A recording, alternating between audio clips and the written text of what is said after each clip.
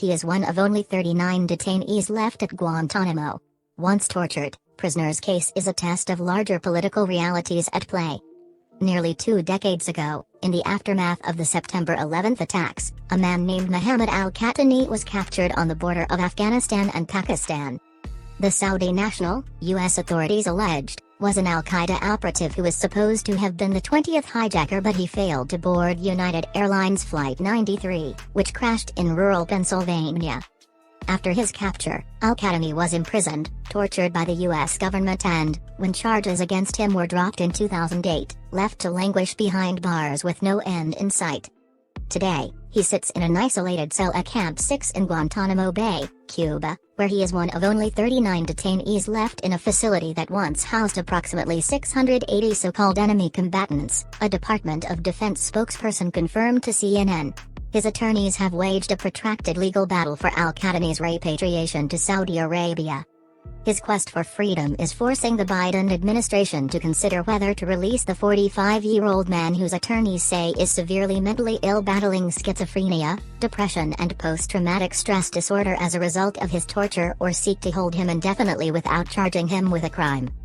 Al-Qahtani's case, experts say, stands as a litmus test for whether President Joe Biden is committed to his pledge to shutter the controversial facility, an enduring symbol of the George W. Bush administration's global war on terror that persisted through the Barack Obama and Donald Trump presidencies. And, they say, the case has troubling implications for the humane treatment of other prisoners of war, including any U.S. service members who may be captured in future conflicts. The challenge facing the Biden administration's legal team is how to balance the merits of al-Qahtani's case with the larger political realities at play, said Stephen I. Vladek, a professor at the University of Texas School of Law who follows Guantanamo litigation. While there will be those who urge the president to side with the severely mentally ill detainee as part of the process of closing down Guantanamo, said Vladek, others within the White House may advise Biden to consider the political drawbacks of any decision that may help set free a man who allegedly aspired to take part in the worst terrorist attack on U.S. soil. As much as the administration may wish to show compassion toward al-Qahtani, any broader effort to effectuate his release and that of the other 38 men still in detention there would require political capital that the administration is either unable or unwilling to spend, said Vladek, who is a CNN legal analyst. Efforts to keep al-Qahtani in custody, however, have their own potential downsides. Biden has staked his foreign policy agenda on improving relations with U.S. allies and changing America's image abroad. He has sold his decisions to end combat missions in Afghanistan and Iraq as moving the country forward from the perpetual war on terror footing it has operated on for nearly 2 decades.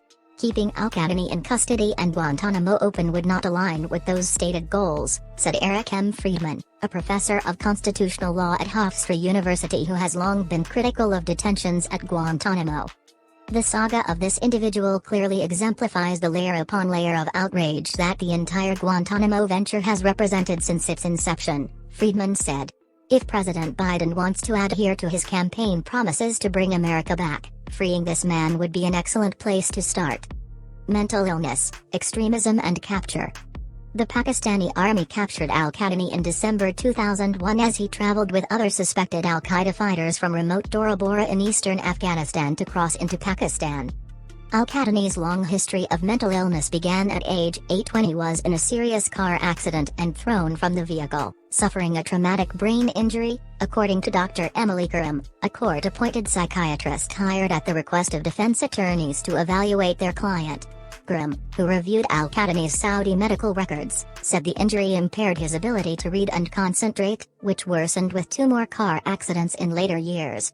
In the years that followed, al-Qahtani experienced episodes of extreme behavioral discontrol, according to Karim, who has interviewed al-Qahtani multiple times, including during 2 trips to Guantanamo Bay, since 2015.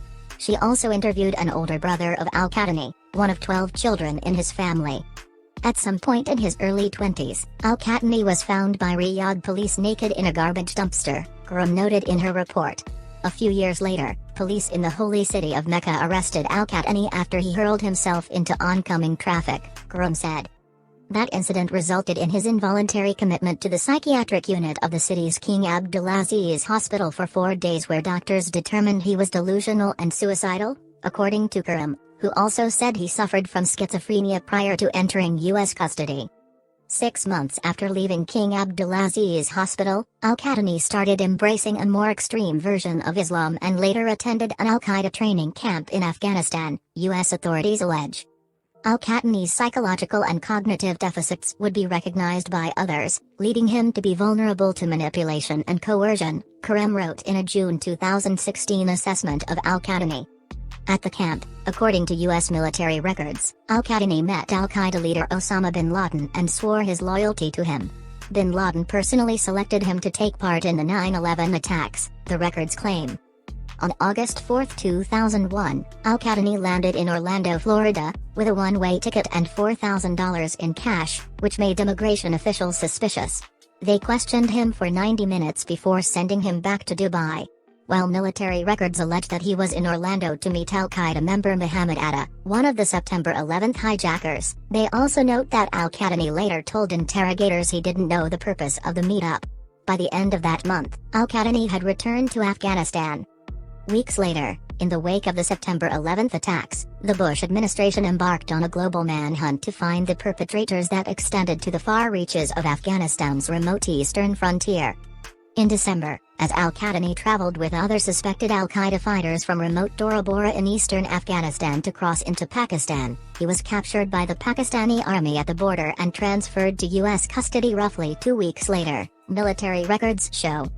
Washington moved al-Qahtani to Guantanamo Bay on February 13, 2002, one of the first wave of detainees that arrived at the new facility. He became known as Detainee 063. Military dogs, strangling and beatings. Mohammed al-Qahtani, known as Detainee 063, was tortured over a roughly 50-day period between November 2002 and January 2003 at Camp X-Ray in the Guantanamo Bay detention camp. For approximately 39 hours in May 2015, Karim met with al-Qahtani in a bare interrogation room at Camp Echo, a former CIA black site in the Guantanamo Bay detention camp. She was there to evaluate the overall state of his mental health after more than 13 years of detention and whether he was receiving adequate medical and psychiatric care. When their conversations turned to his torture at Guantanamo, al-Qahtani often wept as he relived the ordeal. According to the government's interrogation logs, which describe the torture in detail and were leaked to Time magazine in 2005, al-Qahtani experienced some of the most severe enhanced interrogation techniques approved by former Defense Secretary Donald Rumsfeld under his authorized first special interrogation plan. Rumsfeld infamously scribbled a note in the margins of a memo suggesting even harsher techniques. Over a roughly 50-day period between November 2002 and January 2003, al-Qahtani was subjected to a long list of brutal methods, including sleep deprivation, extreme temperature and noise exposure, sexual humiliation, beatings and strangling, according to Karim's report. At times, in apparent protest at his treatment, al-Qahtani refused to eat or drink water. Dehydrated, doctors would occasionally forcibly administer N4, the logs show. In one instance, al-Qahtani bit N4 before he was restrained. Al-Qahtani's interrogators also threatened him with military dogs and tied a leash to his shackles, led him around the room and forced him to perform a series of dog tricks. At times, they would not allow him to use the bathroom, resulting in him urinating on himself repeatedly, according to military records. Al-Qahtani told Karim that during his torture he experienced hallucinatory episodes. In one, he believed he was dead and seeing ghosts before an imaginary bird assured him that he was still alive. He told her that he wanted to end his life to stop the torture. Al-Qahtani was subjected to torture methods including sleep deprivation, extreme temperature and noise exposure, sexual humiliation, beatings and strangling. The intensity I had to kill myself was not the intensity to die, it was the intensity to stop the psychological torture, the horrible pain of solitary confinement, said al-Qahtani. The symptoms of psychological torture were horrific. It was even worse than the effects of the physical torture. During the sessions, interrogators allowed medical personnel inside the room to check al-Qahtani's vital signs, sometimes 3 times a day. They were done to ensure he was able to continue with the interrogations, the records note. He was hospitalized on 2 occasions for an abnormally slow heart rate, according to military records. In one instance, officials flew in a radiologist from a naval station in Puerto Rico to read Al-Qahtani's Supreme Court scan after his heart rate dropped to 35 beats per minute. When the doctor found no anomalies, Al-Qahtani was hooded, shackled unrestrained in a litter and taken back to Camp X-ray for interrogations the following day, the logs report. On December 6, 2002, roughly 2 weeks after the interrogations began, Al-Qahtani told interrogators the story that he had met bin Laden in Afghanistan. "I am doing this to get out of here," he said. He retracted the story the next day, saying that he had made the claim because he was under pressure. In an October 2008 memo, a military official alleged that Al-Qahtani's admission of involvement in bin Laden's special mission to the U.S. appear to be true and are corroborated in reporting from other sources. The document does not detail what information the military had or how it was corroborated. In the June 2016 evaluation, Karim concluded that Al-Qahtani could not receive effective mental health treatment while he remains imprisoned at Guantanamo. She recommended his release to Saudi Arabia, where the government has said it would provide him psychiatric care. The profound physical and psychological torture Mr. Al-Qahtani experienced during interrogations, coupled with his inability to control what was happening to him, led him to conclude that he had only two means of ending his suffering: suicide or compliance, wrote Karim of the torture sessions. Thus, Mr. Al-Qahtani's statements were coerced and not voluntary, reliable, or credible. Al-Qahtani's condition has significantly deteriorated in the last year. He has tried to take his own life on 3 separate occasions in the last 9 months during psychotic episodes driven by schizophrenic hallucinations, including by swallowing broken pieces of glass, his legal team says. "The fact that somebody as sick as Mr. Al-Qahtani poses some kind of security threat to the United States is unthinkable," said Scott Rome, Washington director for the Center for Victims of Torture, a nonprofit that has pressured the Biden administration to close Guantanamo. CNN was unable to interview Al-Qahtani for this article. This past February, Karim supplied another court declaration, writing that Al-Qahtani was at high risk for suicide. Court ruling forces Biden White House to make decisions.